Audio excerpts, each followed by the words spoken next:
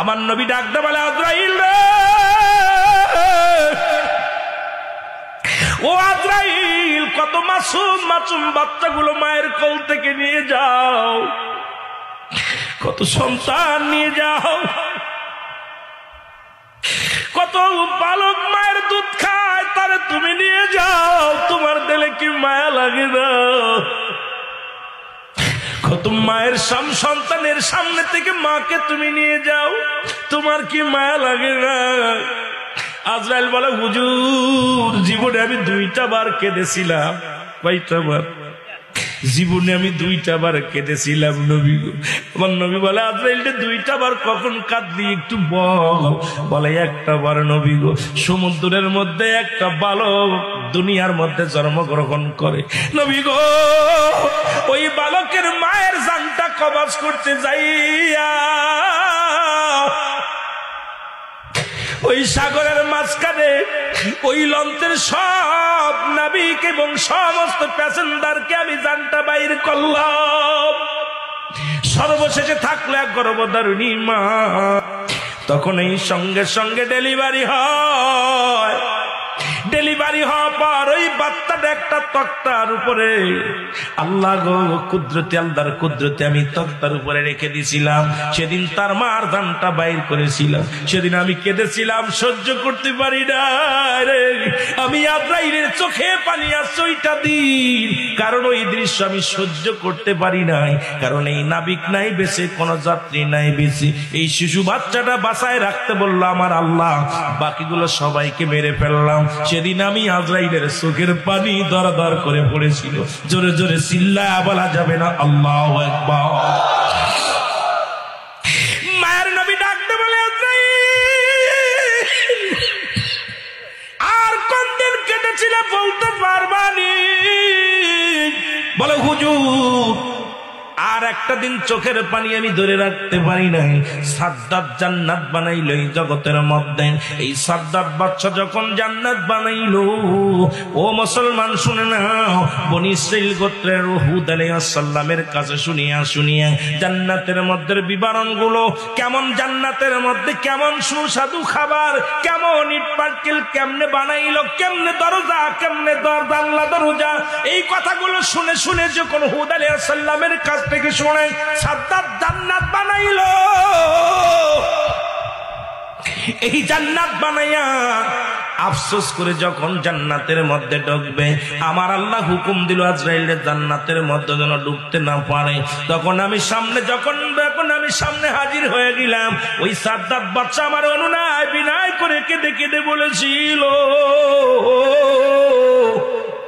একটা বার একটা পা রাখবেন, শুধু জান্নাতের মধ্যে ঘুরে আসবে, এই সুযোগটা আমি দিই নাই তারে আল্লাহর হুকুমে।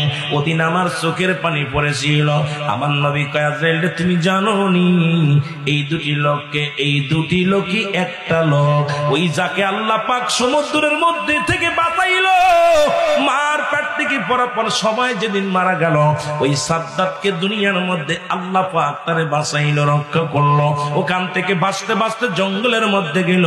জঙ্গলের মধ্যে যাওয়া পরে তারে বাঘের দুধ খায় মানুষ হলো। ওই সাদ্দাত কোনো মানুষের দুধ খায় নাই, বাঘের দুধ খায় মানুষ হয়েছে।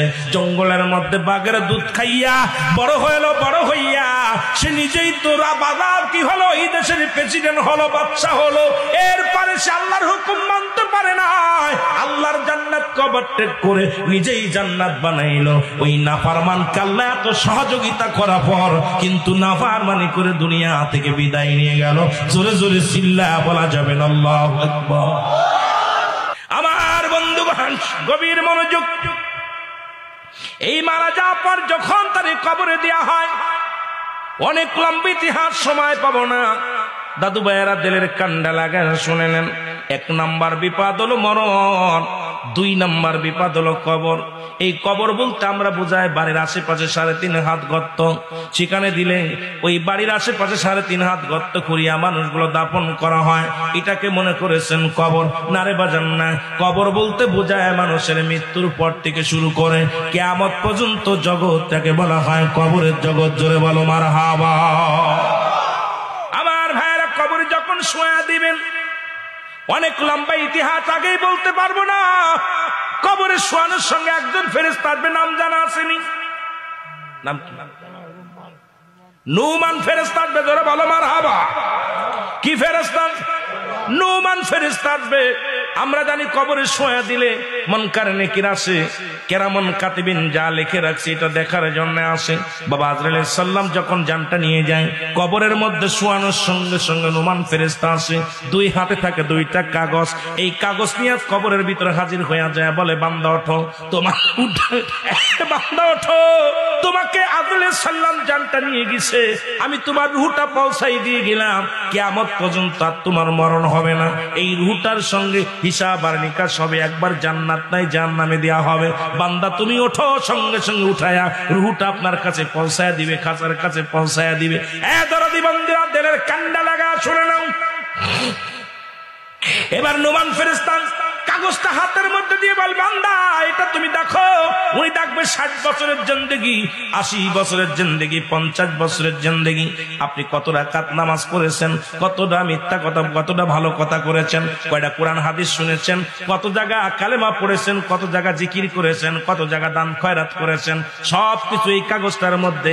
বান্দা দেখে বড় আফসোস করবে, হায় রে 60 বছরের জিন্দেগি, ওই 60 বছরই যদি দান ধ্যান করতে পারতাম, ওই 60 বছরই যদি নামাজ আদায় করতে পারতাম, ওই 60 বছরে যদি সত্যের পথে থাকতে পারতাম, কতই না উত্তম হতো।